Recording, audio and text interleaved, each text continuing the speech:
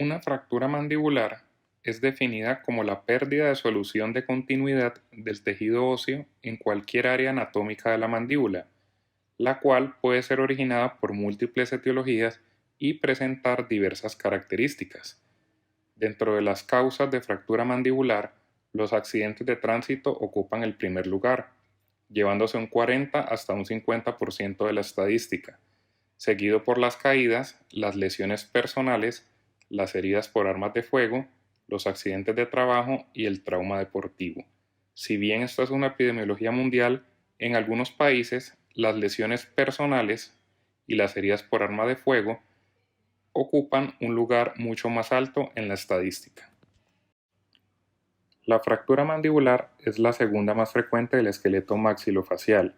Sin embargo, en otros textos, este lugar lo ocupan las fracturas órbito-cigomáticas. Las fracturas mandibulares se corresponden al 36 al 70% de las fracturas maxilofaciales, que en un 53% cuando se presentan son de forma unilateral y en un 37% de forma bilateral.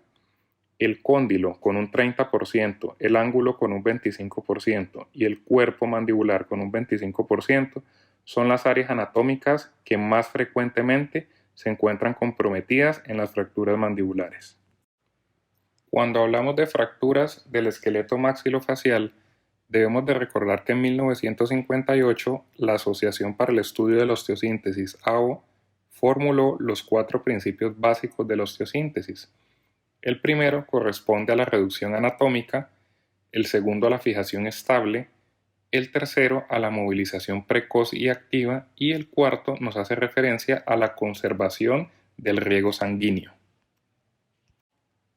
El fijador externo para mandíbula está indicado para estabilizar y tratar fracturas de la zona maxilofacial, entre las que se incluyen fracturas mandibulares abiertas graves, fracturas cerradas muy comminutas, pseudoartrosis o no unión, retraso de consolidación y fracturas asociadas a infección.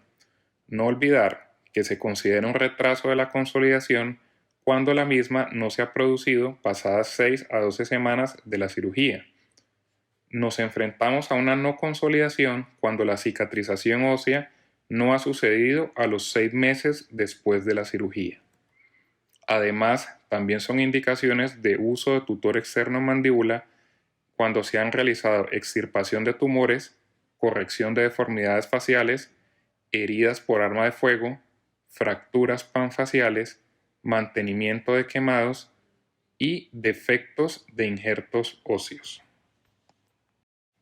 No existen contraindicaciones específicas para el uso de tutores externos en fracturas mandibulares. Nuestro caso clínico se trató de un hombre de 20 años quien hacía 16 meses había presentado una fractura mandibular compleja comminuta localizada en sínfisis mandibular, ocasionado por una herida por arma de fuego, la cual fue tratada en su momento con osteosíntesis de carga soportada y simplificación de pequeños fragmentos óseos. El paciente reconsulta nuevamente a los 14 meses del posoperatorio con presencia de secreción por el abordaje submental, fístula en cavidad oral con el foco de fractura y cambios inflamatorios. Se le realizaron estudios y fue diagnosticado una no unión y osteomielitis asociada, por lo cual fue programado para colocación de un tutor externo mandibular y retiro de material de osteosíntesis, secuestros e involucros. Aprovechando la reconstrucción tridimensional, se realizó una planeación de la colocación de los changs, la cual se diseñó en espejo. A la hora de realizar el plan quirúrgico, se hace la revisión de materiales, haciendo un chequeo previo. En esta imagen encontramos las barras de conexión de 4 milímetros premoldeadas, las agujas de Kirchner de 2.5 milímetros, el mango en T, el medidor de profundidad, la pinza dobladora y las caperuzas protectoras. Acá nuevamente encontramos las barras de conexión y las caperuzas protectoras, pero en compañía de los changs con tamaños específicos para la rama, el cuerpo y la sínfisis mandibular. Y en esta imagen encontramos nuevamente las caperuzas protectoras y las barras de conexión premoldeadas junto con las rótulas de combinación que son muy importantes a la hora de fijar y de dar una mayor estabilidad. Pasamos al primer paso de la técnica quirúrgica, el cual incluye bioseguridad, marcación, intubación nasotraqueal, fijación del tubo, posición de cúbito supino con hiperextensión, llamada posición de Rose.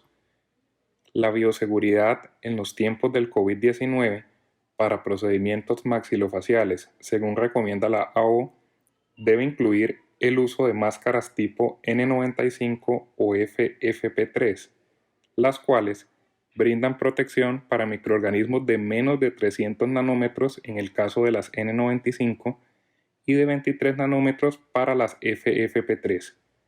También se debe usar monogafas, caretas, uniformes desechables antifluidos, además de todos los elementos de protección personal que normalmente son usados durante un procedimiento quirúrgico. Una vez definido la bioseguridad, pasamos a hacer la marcación.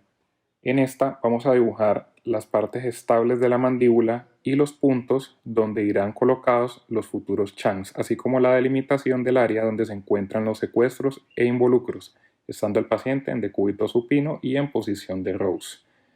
Posteriormente, pasaremos a realizar el procedimiento de la intubación nasotraqueal, que es la indicación para el tratamiento de las fracturas mandibulares, por la ayuda del laringoscopio, de un tubo anillado y de la pinza de McGill.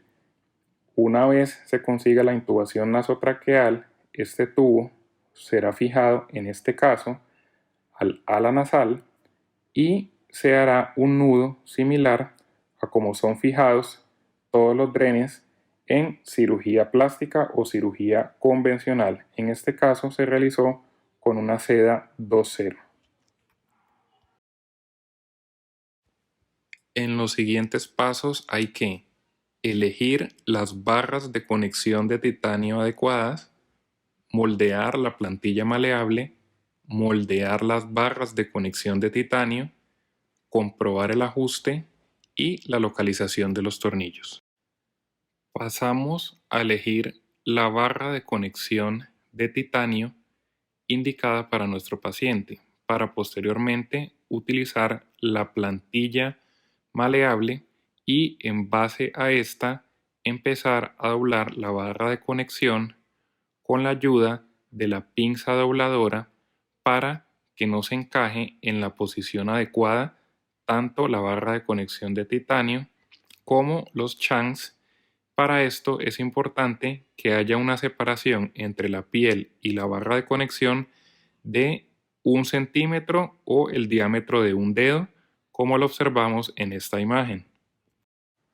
Los siguientes pasos corresponden a realizar una incisión pequeña con un bisturí 11 o ya sea con el trocar, disección de tejidos blandos, implantar el primer tornillo de changs e implantar el segundo tornillo de changs. Continuamos con una incisión en la piel a través de un bisturí número 15 o con un trocar. Se debe hacer una disección de tejidos blandos de forma traumática hasta el tejido óseo. En este caso, colocamos la guía y a través de ella pasamos el changs, en este caso número 12, para la región de la rama mandibular. Este debe ser pasado de forma bicortical para asegurar una adecuada estabilidad. Se recomienda utilizar al menos 2 tornillos de changs por segmento para garantizar una estabilidad adecuada. La localización óptima de los tornillos de changs es uno 10 milímetros distal y otro 10 milímetros proximal al defecto. El segundo tornillo de changs es colocado en el lado opuesto más alejado del defecto.